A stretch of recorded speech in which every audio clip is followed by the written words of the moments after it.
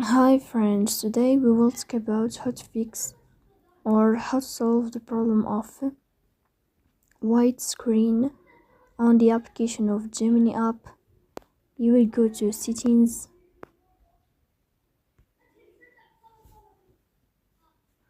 here in this page you will go to apps, default apps, app settings. On above you will search about Gemini app and you will click here. Then in this page of app info you will click on first stop and you will click OK. Here you will enter to the window of storage.